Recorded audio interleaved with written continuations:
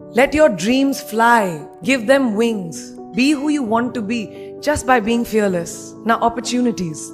That's another important part of being fearless. They're a very funny thing, these opportunities. They don't come very often. They come far and few in between. But when they do we recognize them?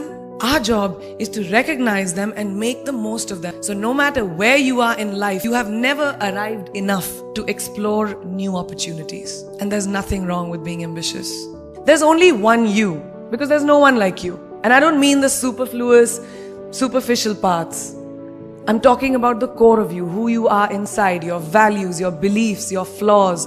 And once you understand who really that person is, you would have taken the first step in finding your unique self.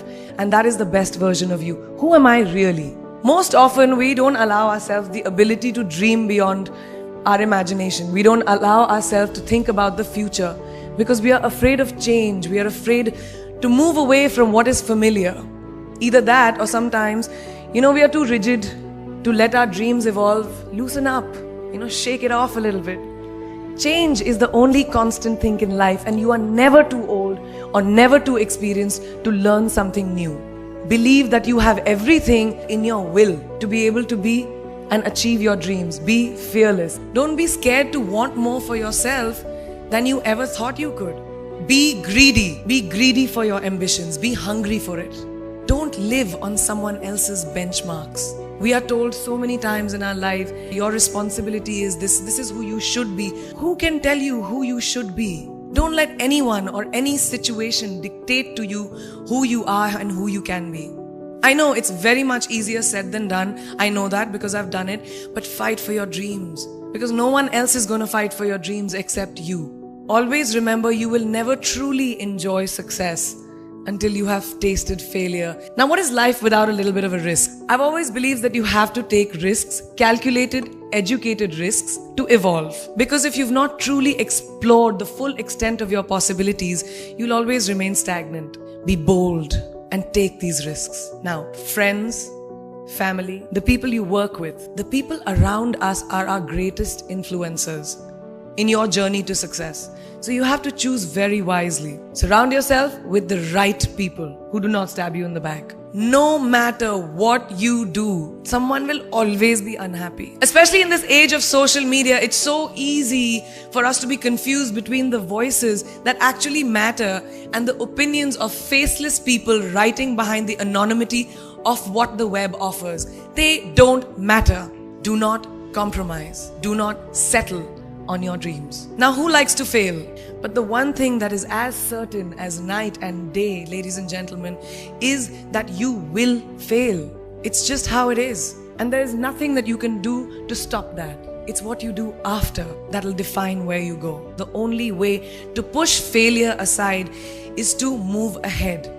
Not ignore it, analyze it, and learn from it. And you can never please everyone all the time. And the biggest favor that you will all do to yourselves will be to laugh at yourself, at situations. Find a moment to appreciate every single day this funny thing called life. It's really not that hard, in my experience, to be kind, to be compassionate, to be human. You will never know someone else's full story, so don't be quick to judge. There is always someone who will be less fortunate than you. Always. So give back wherever you can. Why do you want to fit inside a glass slipper?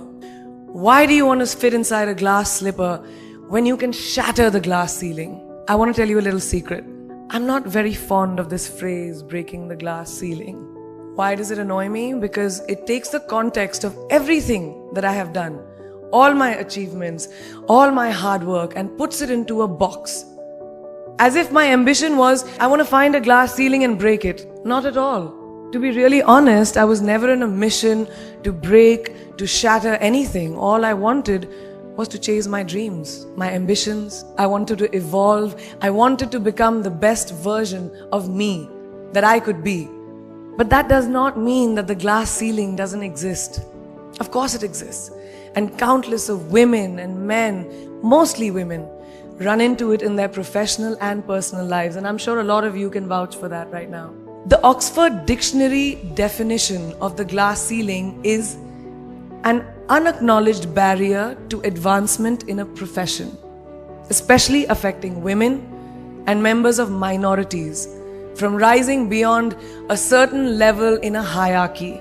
So why did I choose it as my topic for today if I hated it so much? Because I hope through my experiences I can present to you the tools to live your dream and to not make that glass ceiling that is defined by society, largely patriarchal, as your goal. I want you to aim higher because you know you can. And it's honestly all I did. Always remember where you came from. It's truly what defines you. Don't ever forget your roots and where you came from. Every step of the way, all I did was set a higher standard. How did I get here? By being fierce, by being fearless, and by being flawed. Completely and utterly flawed. I'm not perfect. Achievements not just inspire me, but also so many others to work harder, to be better, and to make a dent wherever we can. So in life, there are moments when you stop and ask yourself, how did I get here? And I find myself going back to the beginning, back to my roots. I was born to incredible parents, amazing parents who served as doctors in the Indian Army. I was the firstborn, and as far back as I can remember, I made my parents very proud and happy 99% of the time. My brother was born a few years later, and even then, nothing changed for me. We were both given equal opportunities, and I want to emphasize this. I want to really emphasize this for you because I don't think a lot of people might understand that being equal might seem very normal. But where I come from, India, and a lot of developing countries around the world, more often than not, this is an exception. It's actually a privilege. My first experience of the glaring disparity between boys and girls came at a very, very young age. I grew up in a middle-class family with extremely philanthropic parents who constantly reminded me and my brother how lucky we were and how giving back to those who were less fortunate was not a choice. It was a way of life, simple. I was 7 or 8 years old when my parents started taking me on these visits in a traveling clinic to developing communities around and villages around the city that we lived in called Bareilly. We were packed into this ambulance. My parents would provide free medical care to people who couldn't afford it. My job at the age of 8 was assistant pharmacist. So I would count all the medicines, put them in an envelope and give it out to patients. And I really took my job very seriously, very seriously. But the more I went on these expeditions, the more I began to notice the simplest things that distinguished a boy from a girl or a man from a woman. For example, girls were pulled out of school when they hit puberty because they were considered ready for marriage and babies. That's 12 and 13. While boys still enjoyed their childhood. Or basic human rights such as healthcare were denied just because they were women. Education is a basic human right. We all do better. It's just as simple as that. I feel that it's our social responsibility to be a voice for the voiceless, for using your platform and your voice to contribute to change and for ensuring that there is not even one lost generation as long as we are alive.